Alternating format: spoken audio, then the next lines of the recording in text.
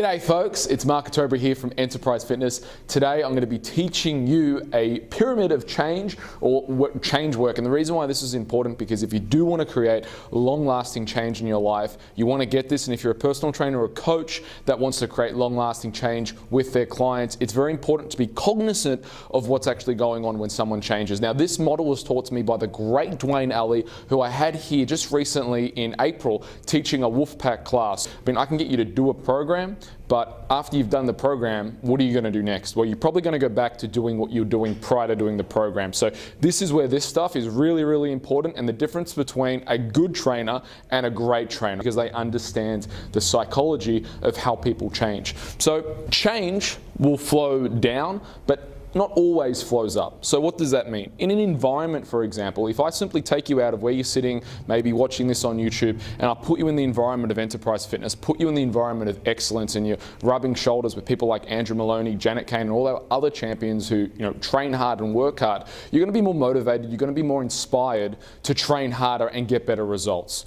Likewise, if you've been in an environment where people aren't pulling their weight and everyone's just kind of kicking dumbbells and not really putting in, you're probably going to lower yourself to that level. Not always, but often we lower ourselves to the environment that's around us or raise our standards to the environment that is surrounding us. So another example that you could look at is in the prison system. If we have a criminal, we put them in prison, often the prison element, and I know this is a whole other rant, will reinforce those behaviors of how the person is a misfit in society, for example. It doesn't necessarily teach them new behaviors, but rather punishes the deed that they've done, if that makes sense. And that's kind of a can of worms, which I won't get into, but that's an environmental change. Environmental changes can be very superficial. Again, another example is you go on a retreat.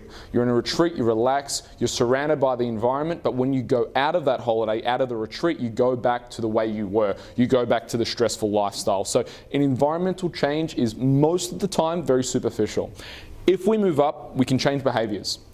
So, and they've done lots of research on this with smoking cessation, where they put microbes or whatever it was, electric bolts, I don't know what you call them, the technical term, but on people's mouths. So every time they went to go pick up a cigarette, they would get shocked.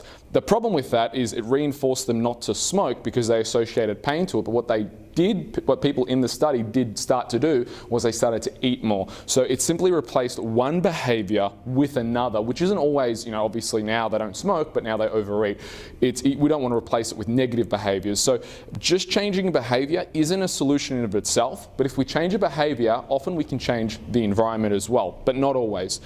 Then we move up to capabilities. Now I've seen in my Wolfpack program, people spend 12 months with me and I really teach them the capabilities of being a better business person, a better trainer, a better strength coach, and at the end of it, hopefully, a better human being. So the capabilities of how they show up in sales, marketing, training, the results they get with nutrition, they have a new set of capabilities. So they're able to create their life at a much higher level.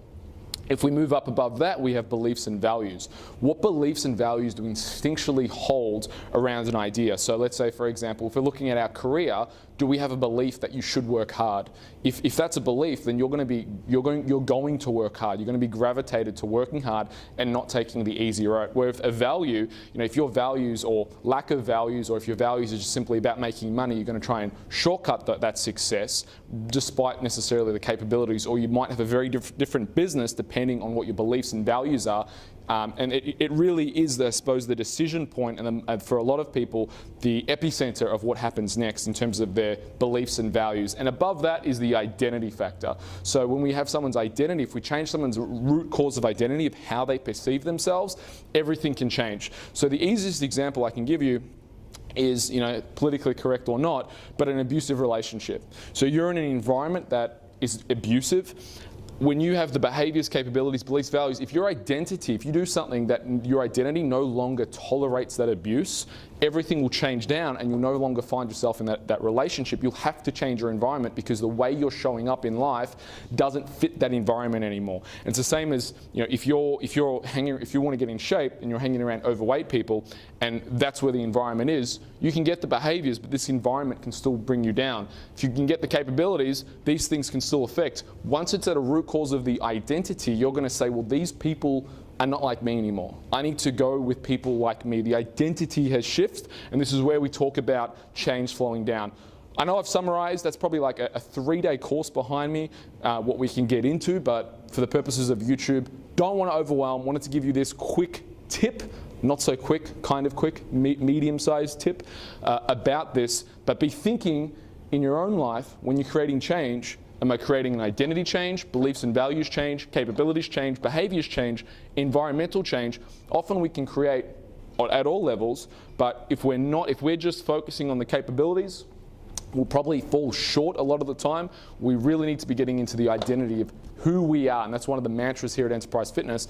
I am a healthy person who eats healthy foods that build and nourish my body, so we create that identity shift in people, so these actions, these programs, the experience becomes automatic.